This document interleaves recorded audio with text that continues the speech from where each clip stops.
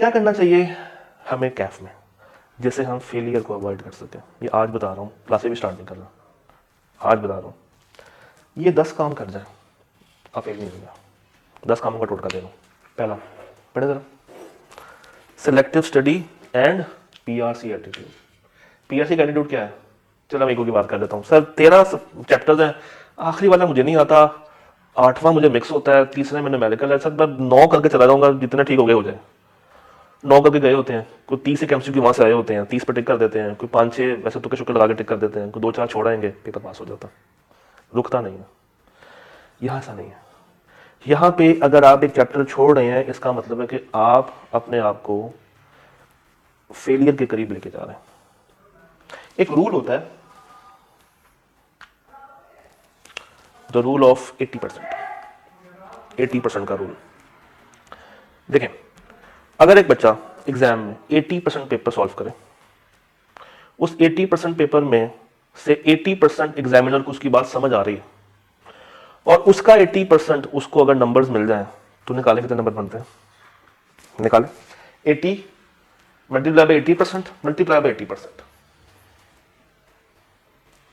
मैं आपको एक टोटका दे रहा हूं, 51.2 ये आ रहा है। अब पास होने के लिए क्या चाहिए? 51। छोड़ना कुछ नहीं है, सिलेक्टिव स्टडी नहीं कर सकते। देखिए, ना टीचर आपको कहेगा कभी भी कि ये छोड़ दो एग्जाम में नहीं आएगा, भाई कहाँ लिखा हुआ नहीं आएगा। हाँ, हम ये जरूर आपको बताएंगे कि आई कैप ज्यादा किसमें से टेस्ट कर रहा है। हम कभी ये नहीं कहेंगे कि यार ये छोड़ के चले जाओ पेपर पास हो जाएगा। तो सिलेक्टिव स्टडी नहीं करनी, किसी भी हाल में आपने कुछ भी छोड़ना नहीं है। आप दुनिया में किसी भी कॉलेज से पढ़ रहे हो, डजंट मैटर, ये बातें कॉन्स्टेंट रहेंगी। Do not go for selective study और अपना रवैया बदले, मैच्योर हो जाए। ओवर रिलायंस ऑन शॉर्टकट्स ये भी नहीं करना। अब लॉन्ग कट्स लेने हैं, क्या लेंगे? लॉन्ग कट्स लेने हैं, शॉर्टकट्स नहीं लेने। Ill planning of preparation and last minute studying. बच्चे क्या करते हैं? ओ सर लॉन्ग बैच 8 महीने, सर अभी से कौन पढ़ता है? अभी तो हम पीआरसी के पेपर देख रहे हैं, सर क्या कर रहे हैं? अभी तो हम आहिस्ता आहिस्ता उठेंगे, अभी सर वो रमजान आ रहे हैं, फिर ईद आएगी, फिर बड़ी ईद आएगी, सर आखिरी 2 महीनों में किताब खोल कर देख लेंगे, उस वक्त जो आपका कोई फास्ट ट्रैक एक्सप्रेस बैच चल रहा होगा उसमें आ जाएंगे, सर तैयारी हो जाएगी, पेपर पास कर लेंगे। नहीं होती, नहीं होती। उन बच्चों के लिए स्पेसिफिकली नहीं होती जो यहां से आ रहे हैं। हाँ, एक दफा एक बच्चा कैफ में एंटर हो गया ना, उसने मार खाई है, उसको आइडिया हो जाता है कि कौन सा पेपर 2 महीने वाला है, कौन सा 3 वाला है, कौन सा 4 वाला है। मगर आप अभी बहुत रॉ हैं।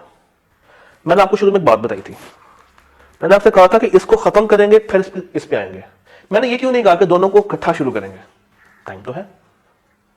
इसके पीछे भी रीजन है कि business loss will take around 3 और 3.5 months to complete and data नया पेपर है। इसमें चीजें आपके लिए भी उतनी मुश्किल है, हमारे लिए भी उतनी मुश्किल है। आईकैब ने इससे पहले इस पेपर को टेस्ट नहीं किया, डिफरेंट आईटी के पेपर्स थे, मगर इसमें चीजें अलग है, डिफरेंट है। तो हर पेपर अपने ड्यू टाइम में ही कवर होता है और पास किया जाता है।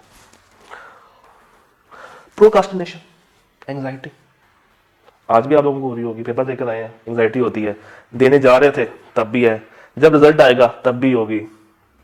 मगर बच्चे क्या करते हैं? इसको सर पे सवार कर लेते हैं, परेशान हो जाते हैं। वो नहीं होना।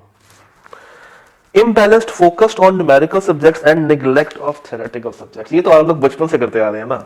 सर इंट्रो टू अकाउंटिंग पे हम बहुत जान मारते हैं, सर इकोनॉमिक्स और आई टू बी, सर बीडब्ल्यूसी तो वो देखे कोने में बेचारा रो रहा है। ये काम नहीं करना, आपने फोकस रखना है, इक्वल वेटेज देनी है। देखिए, ना ये 200 नंबर का है, ना ये 50 नंबर का। पेपर कितना मार्क्स का? 100। इसको पास किए बिना ये कैफ क्लियर नहीं होगा और इसको पास किए बिना भी कैफ आपका क्लियर नहीं होगा। तो बैलेंस्ड वे में चले। Lack of test and written practice, ये भी बहुत बड़ी रीजन है फेलियर की। बच्चे को लिखना ही नहीं आता, बच्चे को रिक्वायरमेंट हैंडलिंग नहीं करनी आती। सवाल शुरू कहां से करना है, एंड कहां पे करना है, नहीं। न्यूमेरिकल में ये मसला नहीं आता। न्यूमेरिकल में चूंकि आप सवाल को क्लास में सॉल्व होता देख रहे होते हैं तो एक फ्लो बन जाता है। थ्योरेटिकल का ये सबसे बड़ा प्रॉब्लम है कि सर सवाल को शुरू कहां से करो, वो जो शुरू का सिरा है ना वो ही पकड़ना है। जब आपको वो मिल गया तो कहानी आगे आसान हो जाती है। Using too many resources and overwhelmed by material. Sir इसकी भी किताब पकड़ ली, इसकी भी पकड़ ली, ये भी देख लिया, वो भी देख लिया, उसके नोट्स ले लिए, ये कर लिया, वो कर लिया। सर 3 तरह के लेक्चर्स ले लिए हैं हमने, पूरी खिचड़ी का सामान तैयार कर लिया, चावल भी है, चने की दाल भी है, घी भी है, सब कुछ आ गया। एक सवाल, शुरू कहां से करें, किसको पहले करें? किसको बाद में करें, ये नहीं करना।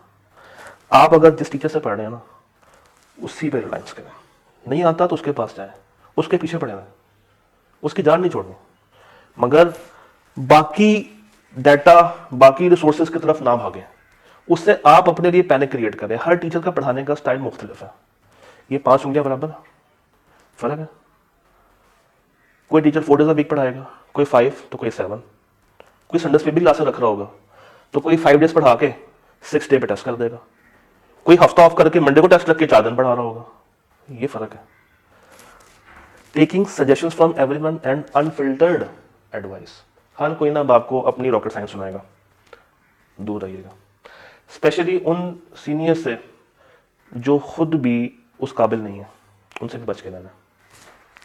Exam day, under performance and stress anxiety. Paper देने जा रहे हैं, आता सब कुछ है मगर पैनिक हो गए। बट पता है ये पैनिकनेस खत्म की जा सकती है अगर आप ये सारे काम कर देंगे। कॉलेज के टेस्ट दिए होंगे, मिड्स दिए होंगे, मॉक दिए होंगे, असाइनमेंट्स की होंगी, पार्टिसिपेशन की होगी, क्विज दिया होगा, तो एग्जाम वाले दिन उतना ज्यादा प्रेशर सर पे सवार नहीं होगा क्योंकि आप मल्टीपल चीजों से गुजरे होंगे। हमने कितने टेस्ट किए थे इको में? 20 पूरे किए थे। तो उसके बाद तैयारी आप लोगों ने की, मगर वो प्रेशर नहीं था जिसने कोई 5 टेस्ट दिए होंगे या 2-4 टेस्ट दिए होंगे। हाँ, जिसने 20 में से कोई 2-4 दिए हैं उसकी गलती, हमने तो पूरा काम किया था। Then poor paper selection and overloading wrong combinations. ये आप पे अभी इतना अप्लाई नहीं होता मगर आगे जाके हो जाएगा। तो कभी भी जब भी आपको कॉम्बिनेशंस में मसला आ रहा हो कि कौन सा पेपर उठाएं, कौन सा ना उठाएं, किसको ड्रॉप करें, किसको दूं, तो ये नंबर हाजिर है, इस पर हमेशा मशवरा कर लीजिएगा। ये नंबर कभी भी आप लोगों के लिए बंद नहीं होगा, ये हर वक्त एक्टिव है, हर वक्त चल रहा है। नंबर रिपीट कर देता हूँ, 0300 00 67262। और अगर फिर भी कभी भूल जाए, आप लोग सीनियर बन जाए, एक कंपनी के सीईओ बने हो और इस नाम इसको भूल जाएं, तो बस ये याद रखिएगा कि पीछे सारे जीरो हैं और मोबाइल से OSAMA टाइप कीजिएगा, आप मेरे नंबर तक पहुंच जाएंगे। प्रोवाइडेड कि आपको ये याद रहे कि उसामा O से स्टार्ट होता है, U से स्टार्ट नहीं होता। और आगे नंबर SBI का। अगर आपने एडमिशन लेना तो आप इस नंबर पर रब्ता कर सकते हो, नहीं लेना तो हमेशा मशवरे के लिए मेरे पास आ सकते हैं। ये दरवाजा आपके लिए हमेशा खुला है और मरते दम तक खुला रहेगा। डन। बल्कि मैं ना कभी कभी बैठा सोच रहा था कि यार इंसान को तो पता नहीं होता कुछ भी, क्यों ना मैं अपने नंबर को AI के साथ जोड़ के जितना कुछ आता है अभी उसको फीड करके देखूं कि क्या वो आप लोगों को सही जवाब दे पाता है या नहीं दे पाता। तो एक सिस्टम सोचा है बनाने का, अल्लाह करे, अल्लाह करे। तो ये सारी बातें मैंने आपके साथ आज दिल खोल के की हैं।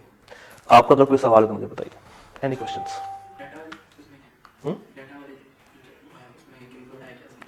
डाटा वाले पेपर में जो आईक्यू आपने अभी तक सिलेबस शेयर किया ना हमारे साथ, उसमें आपको IT की नॉलेज वो देना चाह रहे हैं।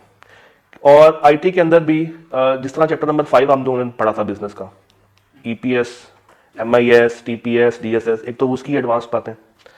फिर जब आप आर्टिकल्स में जाएंगे ना तो ERP सिस्टम्स इंप्लीमेंट होते हैं, उसकी बैक एंड की लैंग्वेजेस हैं कुछ, SQL, वो बातें।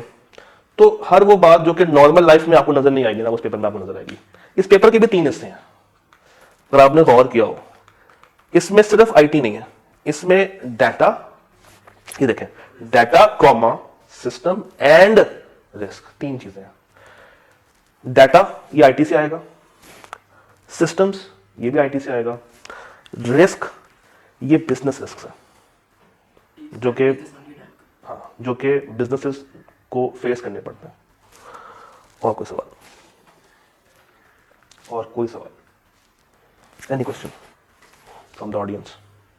फ्रॉम द ऑडियंस कोई सवाल? कोई सवाल? तो आई होप कि आपको ये बातें समझ आई होंगी। इसकी रिकॉर्डिंग हम लोगों ने कर ली है। अगर कभी रेफर करना होगा तो हम कोशिश करेंगे कि इसको ना चंक्स में डिवाइड कर दें ताकि आपको पूरी बार बार ना सुननी पड़े और रेलिवेंट जगह पे जाकर आप रेलिवेंट बात को सुन सकें। डन। तो थैंक यू सो मच, आप लोगों ने टाइम दिया, आप लोग आए और आप लोगों के लिए हम लोगों ने ये सेशन अरेंज किया था। So I wish you all the luck, all the best. Most probably हम लोग 6 तारीख से क्लासों को स्टार्ट करेंगे लॉन्ग बैच की, और इंशाल्लाह फिर सफ़र को आगे लेकर चलेंगे। ठीक हो गया? सिलेबस का एंड होगा ठीक। अगर मैं अपनी बात करूँ ना तो लॉस का तो पहले एंड हो जाएगा, हम लोग उसको रिवाइज करते रहेंगे, बीच में डाटा का इनकॉर्पोरेट कर लेंगे। मेरा ये रूल होता है कि एग्जाम जिस दिन है ना आई कैप का, उससे 1 महीना पहले खत्म हो जाता है। एग्जाम जिस दिन आई कैप का है उससे ठीक, उस रेलिवेंट पेपर जिस दिन है उससे ठीक 1 महीना पहले खत्म हो जाता है। और जो महीने का गैप आता है इनके खत्म करने के बाद और एग्जाम दिन तक जो महीने का गैप है, उसमें क्या होता है, उसमें मॉक्स होते हैं, उसमें रिवीजन टेस्ट होते हैं, उसमें आपके रिवीजन हो रही होते हैं। ये मैं अपने सब्जेक्ट्स की बात कर रहा हूँ, जो कि अगर मैं आपको बता ही दूँ लग याद किधर है। अगर मैं ग्रुप ए में जाऊँ तो 2 पेपर ये बन जाते हैं, कैप 3 कैप 4। ग्रुप बी में ऑडिट बन जाता है, 3 तो यही हो जाते हैं। डन। कोई और सवाल? तो ये QR कोड है, अगर आप इसको स्कैन करेंगे तो आप रेलिवेंट ग्रुप में पहुंच जाएंगे। फॉर मोर इन्फॉर्मेशन मुलाकात करते हैं किसी और दिन, किसी और क्लास में, किसी और सब्जेक्ट के साथ। तब तक के लिए हाफिज़।